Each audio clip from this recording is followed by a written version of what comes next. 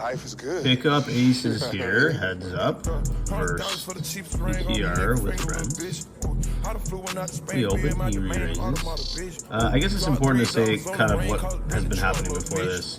I was picking him apart in a bunch of small hands.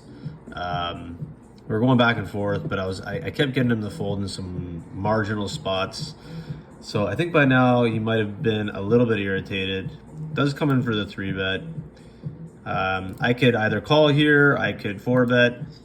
We decided to 4-bet just given the fact that I've been winning a multiple amount of hands in a row.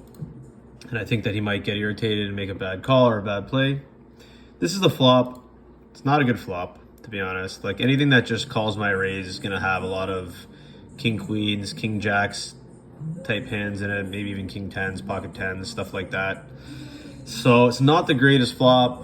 I think jacks would rip it in. I think ace king would rip it in pre. So I don't think those are in. That being said, I think I can still get called by hands like eights, nines, and then like some random suited connector with a 10 in it. So I do bet super small, 65 into 220, and he just calls.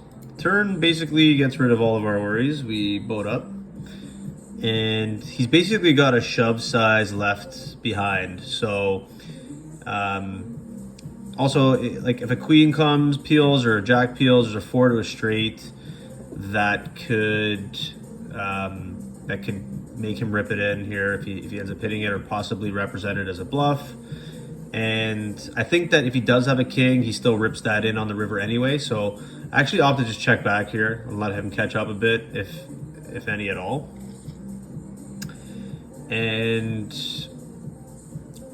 he doesn't rip here, but he comes out for $174. And he's only got 146 behind, so I think it's just a pretty snap shove here, and he's committed. It's weird that he wouldn't just shove a king, though, which he does end up having. It's king, queen of clubs. It's weird that he wouldn't just shove that, but yeah, we end up taking that pot down, $1,023.